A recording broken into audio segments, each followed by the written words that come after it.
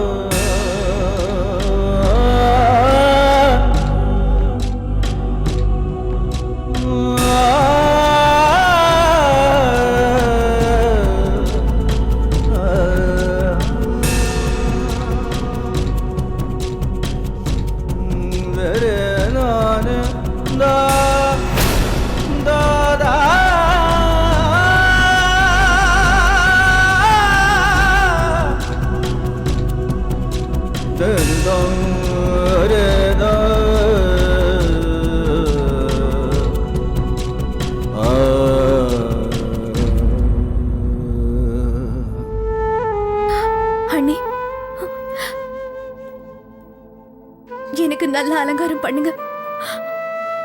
இன்னைக்கு என்னோட வாழ்க்கையில ரொம்ப முக்கியமான நாள் இல்லையா அண்ணி? இந்த நாளை பத்தி நான் எப்பவும் யோசிச்சதே கிடையாது.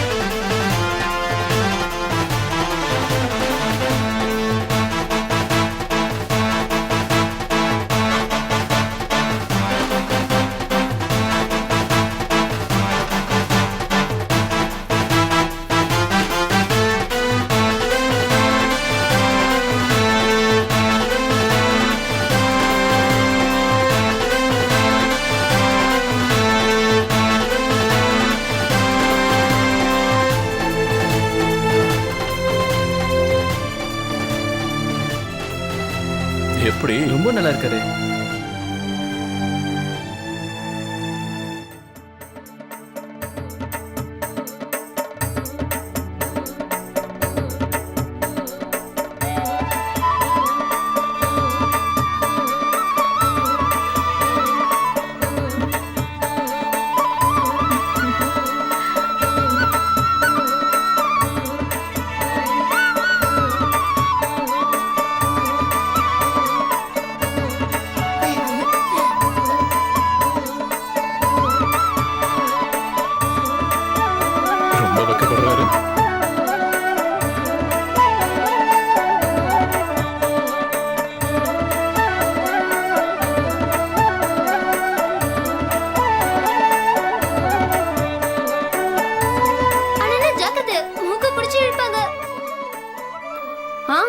இல்லனா வாழ்நாள் முழுசும் பொண்டாட்டி தாசனா இருக்க வேண்டியிருக்கும்.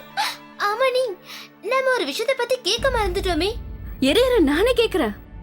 எங்க வீட்டுக்கு வர போற மருமகளுக்கு ஸ்வீட் சாப்பிட பிடிக்குமா, இல்ல இந்த காலத்து பொண்ணுங்க மாதிரி டயட்னு சொல்லி சாப்பிடாம இருப்பாங்களா? இல்ல அப்படியெல்லாம் இல்ல.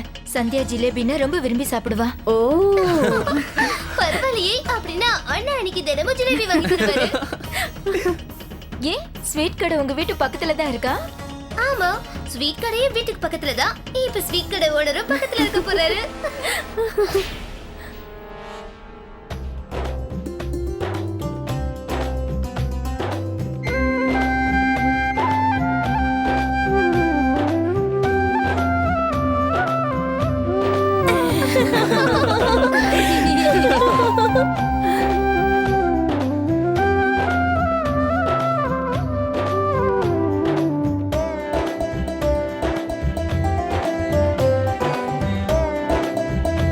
ஆமா மாப்பிள்ளை என்ன பண்ணிக்கிட்டு இருக்காரு?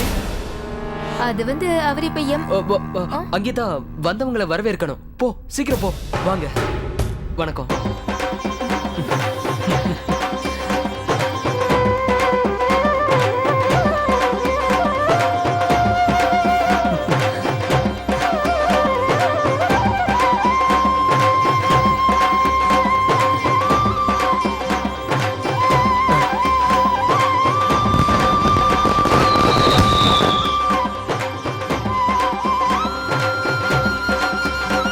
வாங்க வாங்கம்மா. நீங்க நீங்க இங்க உட்காருங்க. உட்காருங்க. உட்காருங்க. டேய் இவங்களுக்கு சீக்கிரம் ஏதாவது கொண்டு வா. சரி சார். எடுத்துக்கங்க. எடுத்துக்கோமா. சரி உங்களுக்கு ஏதாவது வேணும்னா இல்ல, கூப்பிடுங்க. இருக்கட்டும். நான் போய் பார்த்துட்டு வரேன். சரி. அண்ணா அதிர்ஷ்டசாலி தான். இவ்வளோ ஆடம்பரமா கல்யாணம் நடக்கும்னு நான் நினைச்சு கூட பார்க்கல. ஆமா மோகன், நீ சொல்றது உண்மைதான். ஆ, அண்ணனுக்கு மட்டும் இல்ல, நமக்கும் நிறைய லாபம் இருக்கு இல்ல? நான் சொல்றது சரிதானே? யா ஷுவர். மாமா இப்ப நீங்க எத்தனை லட்டு பிடிக்க போறீங்கன்னு நாங்களும் பாக்குறோம். இந்த விளையாட்டு ரொம்ப முக்கியம் சரியா? இந்த லட்டு பிடிச்சாதான் சந்தியாக்கும் உங்களுக்கும் கல்யாணம் நடக்கும். இல்லன்னு வச்சுக்கோங்க மறுபடியும் நாங்க யோசிக்க வேண்டியிருக்கும். மாமா நீங்க இந்த லட்டையே சரியா பிடிக்கலனா அப்புறம் என் சந்தியாக்காவை எப்படி நீங்க சமாளிக்க போறீங்க?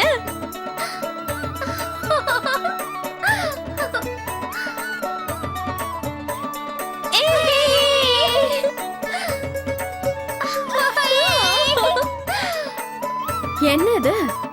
எங்க மாப்பிள்ளையால எல்லாமே சமாளிக்க முடியும், ஆனா உங்களால தான் எதிர்த்து நிக்க முடியல. ஆனா இது கொஞ்சம் கூட ஜாலியாவே இல்ல. மாமாக்காக தான் நாங்க கொஞ்சம் பொறுமையா தூக்கி போட்டோம். இல்லன்னா அவர் கையால பிடிக்க முடியாத அளவுக்கு லட்டுவை நாங்க நிறைய தூக்கி போட்டு இருந்திருப்போம் இல்ல?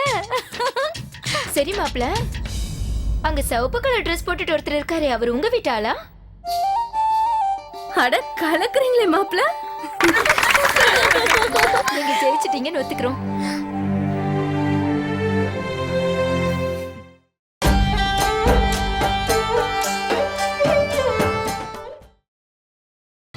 நீங்கள் பார்த்துக் கொண்டிருப்பது உங்கள் விஜய். வாங்கடா வாங்க.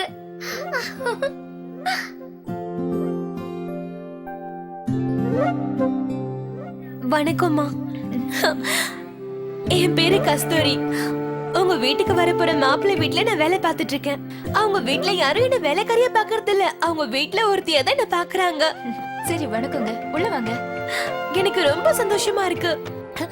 ஏன்னா இன்னைக்கு எங்க சூர்யா ஐயாக்கு கல்யாணம். நானும் பார்த்துட்டு தான் இருந்தேன். நீங்க அந்த லட்டுவை ரொம்ப வேகமா தூக்கி போட்டீங்க. ஆனா எங்க சூர்யா ஐயாவை யாராலையும் தோக்கடிக்கவே முடியாது. அது மட்டும் இல்ல, எங்க சூர்யா ஐயா ஒரு நாளைக்கு இந்த மாதிரி நிறைய லட்டு புடிச்சு போட்டுக்கிட்டே இருப்பாரு. அப்படி இருக்கும்போது இதுல போய் ஒரு தோப்பாரா? லட்டு மட்டும் இல்ல, பீடா, ஜிலேபி, அவரு கையில செய்யற ஸ்வீட்டை தான் இந்த ஊரே விரும்பி சாப்பிடும். சாப்பிட்டுட்டு டான்ஸ் கூட ஆடுவாங்க. அவருக்கு சின்ன வயசுல இருந்தே ஸ்வீட் செய்யணும் ரொம்ப பிடிக்கும். பெரியவராயும் அதை விடல. அவர் கடை சின்னதுதான், ஆனா அவர் கடையில கிடைக்கிற ஸ்வீட் மாதிரி வேற எங்கேயுமே கிடைக்காது.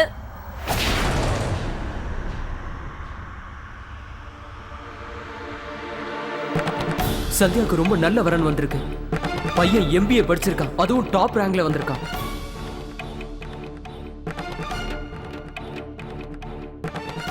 இன்னைக்கு அவங்களுக்கு ரொம்ப நல்ல பிசினஸ் கூட இருக்கு, ரொம்ப நல்ல ஃபேமிலி. எங்க ஊர்லயே ரொம்ப நல்ல ஸ்வீட் கடைனா அது எங்க சூர்யா ஐயாதுதான்.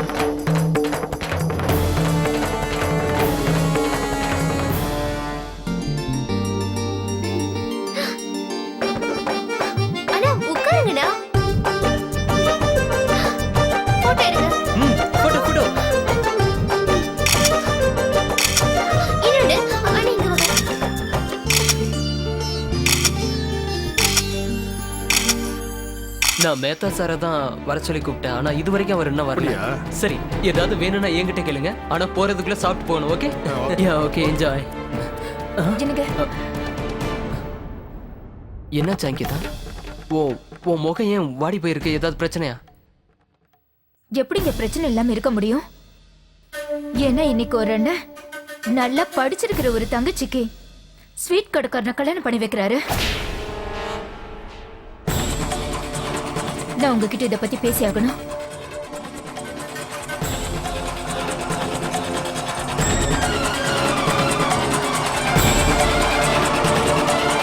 சார் சமயக்காரங்க பிஸ்தா பாதாம் பருப்பு கேட்குறாங்க. தரேன்.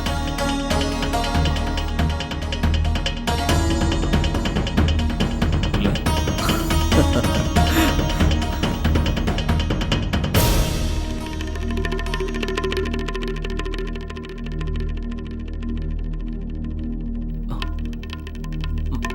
அங்கிதா இங்க பாரு. புரிஞ்சுக்க நான் முதல்ல சொல்லணும்னு தான் பார்த்தேன். இப்படி ஒரு காரியம் செய்ய உங்களால எப்படி முடிஞ்சது? அத்தையும் மாமாவும் நம்மளை விட்டு போனதுக்கு அப்புறம் நீங்க சந்தியாக்கு அண்ணன் மட்டும் கிடையாது, அவளுக்கு அப்பாவும் கூட. உங்களால எப்படி இவ்வளவு சுயநலமா நடந்துக்க முடிஞ்சது? உங்களோட லட்சியம் நிறைவேறணுங்கிறதுக்காக சந்தியாவோட வாழ்க்கையை அழிக்க பாக்குறீங்க. அன்னைக்கு நீங்க சொன்ன வார்த்தையில என்னாச்சுங்க? நீங்க சொன்னதெல்லாம் பொய்யா? சந்தியா நான் உனக்கு துணையா இருக்கு, நம்ம எல்லாரும் ஒண்ணா இருக்கலாம்னு சொன்னீங்களே, அதெல்லாம் பொய்யா? நீங்க காட்டின அன்பெல்லாம் பொய்யா? பைத்தியக்காரத்தனமா பேசாத. இங்க பாரு, நான் என் தங்கச்சியோட வாழ்க்கையை கெடுக்கிறேன்னு சொல்றியா? நானா? அவன் என் கூட பிறந்த தங்கச்சி. நான் ஒண்ணு எதிரி கிடையாது. எனக்கு தெரியும் என் லட்சியத்தை நிறைவேற்றிக்க நான் கொஞ்சம் சுயநலமா தான் இருந்தேன். அந்த பையன் ஸ்வீட் கடைக்காரன் நம்ம சந்தியா படிச்ச பொண்ணுன்னு எனக்கு நல்லா தெரியும். ஆனா அந்த பையனை கல்யாணம் பண்ணிக்கிறதுல என்ன பிரச்சனை? அவ வாழ்க்கையை அழிச்சிருன்னு நினைக்கிறேன். நான் ஒண்ணு ஒரு கிழவனோடவோ ஒரு கை கால் விளங்காதவனோடவோ கல்யாணம் பண்ணி இந்த வீட்டை விட்டு அவளை அனுப்பல. சூர்யா என்ன படிச்சிருக்கிறாரு, எவ்வளவு சம்பாதிக்கிறாருங்கிறத விட நம்ம சந்தியாவை அவர் எந்த அளவுக்கு சந்தோஷமா வச்சுக்குவாருங்கிறது மட்டும்தான் இப்ப நமக்கு முக்கியம். அவர் கண்டிப்பா நம்ம சந்தியாவை நல்லா பாத்துக்குவாரு.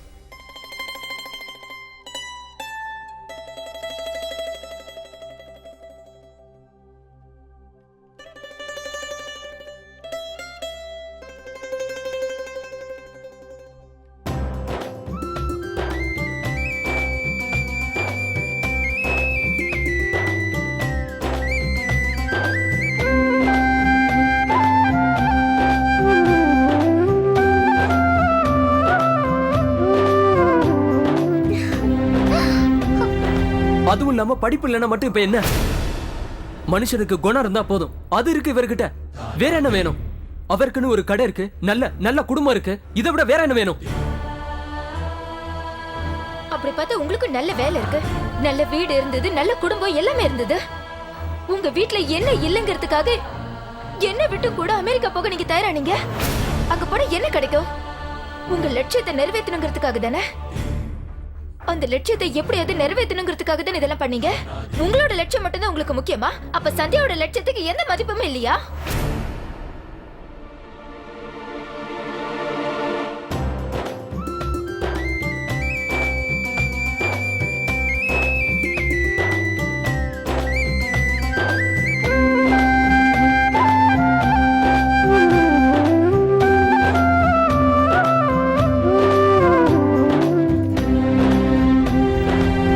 ஒரு அண்ணனா உங்களுக்கு இது கூட தெரியாதா?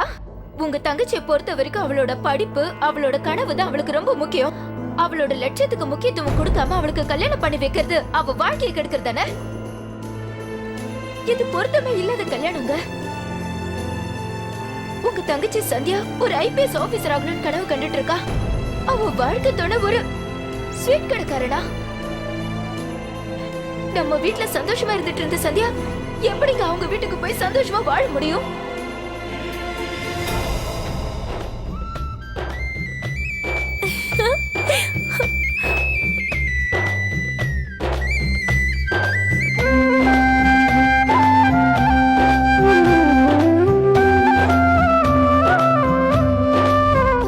ஒண்ணு மட்டும் நீங்க நல்லா ஞாபகம் வச்சுக்கோங்க. ஒரு அண்ணனா இருந்து ஒரு தங்கச்சியோட வாழ்க்கை அழிக்கணும்னு முடிவு பண்ணிட்டீங்க. உங்களோட எல்லா பொறுப்பையும் தூக்கி எறிஞ்சிட்டீங்க. ஆனா நான் அப்படி கிடையாது. நான் எதையும் மறக்க மாட்டேன். உங்க அப்பா அம்மா என்ன மருமகளை பார்க்காம மகளை பார்த்தாங்க. இங்க பாருங்க, இந்த வீட்டு பொண்ணோட வாழ்க்கை அழிஞ்சு போக நான் சம்மதிக்க மாட்டேன்.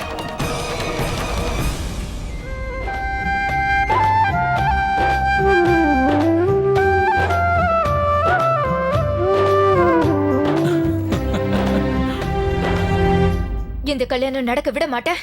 அங்கிதா, என்ன செய்யறோன்னு புரிஞ்சதா சரியா? இதனால எவ்வளவு பிரச்சனை வரும்னு தெரியுமா? தெரியுமா உனக்கு? நான் செஞ்சு வைக்கிற இந்த கல்யாணத்தால சந்தியா நிச்சயம் சந்தோஷமா இருப்பான்னு எனக்கு தெரியும். ஆனா இப்ப நீ உன் கையால அவ வாழ்க்கையை கெடுக்க பாக்குற. நம்ம சமுதாயத்துல ஒரு பொண்ணோட கல்யாண மண்டபம் வரைக்கும் வந்துருச்சுன்னா அதுக்கப்புறம் அந்த பொண்ணை யாரும் கல்யாணம் பண்ண மாட்டாங்க. அது உனக்கு தெரியாதா? என்ன பண்ணுவ அங்கிதா? என்ன பண்ணுவ சொல்லு.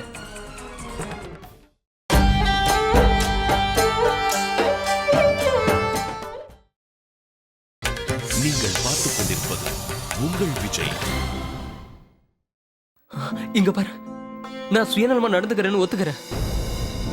ஆனா என்னோட தங்கச்சிய ஒரு தவறான பையனுக்கோ இல்ல ஒரு தவறான குடும்பத்துக்கோ கல்யாணம் பண்ணி கொடுக்கறேன்னு நினைக்காத.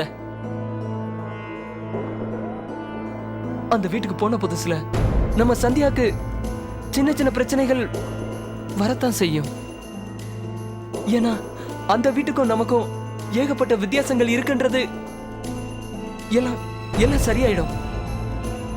இந்த மாதிரி ஒரு நல்ல புகுந்த வீடு நம்ம சந்தியாக்கு கிடைச்சிருக்கது அவ அதிர்ஷ்டம். எல்லாருக்குமே ஏதோ ஒரு விஷயத்துல அட்ஜஸ்ட் பண்ணிக்க வேண்டிய நிலைமை வரும். அதே மாதிரி நம்ம சந்தியாவும் அங்க அட்ஜஸ்ட் பண்ணிக்கிட்டு வாழ்வா. அவ அந்த வீட்டுல எப்படியாவது சந்தோஷமா இருப்பா. இந்த சூர்யா இருக்கிறாருல, இவர் நம்ம சந்தியாவோட லைஃப்ல எல்லா சந்தோஷத்தையும் கொடுப்பாரு. தயவு செஞ்சு இந்த விஷயத்துல என்ன நம்பு. நீங்க 2 பேரும் அங்க என்ன பண்றீங்க?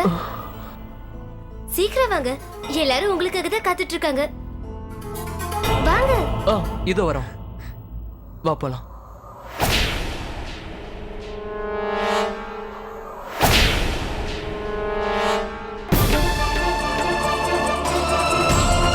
நம்ம சமுதாயத்துல ஒரு பொண்ணோட கல்யாணம் மேடை வரைக்கும் வந்து நின்னு போச்சுன்னா அதுக்கப்புறம் அந்த பொண்ணை யாரு கல்யாணம் பண்ணிக்குவாங்க? யாரும் பண்ணிக்க மாட்டாங்க.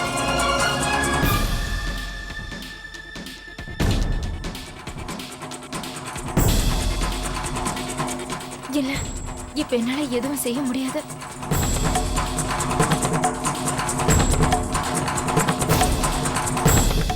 உன் அண்ணி சந்தோஷமா இருக்கணும்னு நீ ஒரு துளியாவது யோசிச்சன்னா வரப்போற மாப்பிள்ளை வீட்டுக்காரங்க கிட்ட சரியா நடந்துக்க.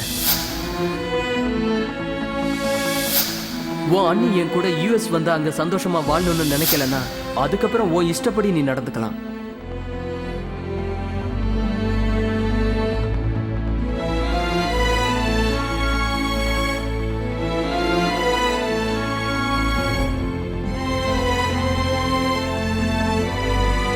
நீங்க ஒரு முக்கியமான விஷயத்தை மறந்து போயிட்டீங்க. நீங்க யூஎஸ்க்கு தனியா தான் போக போறீங்க.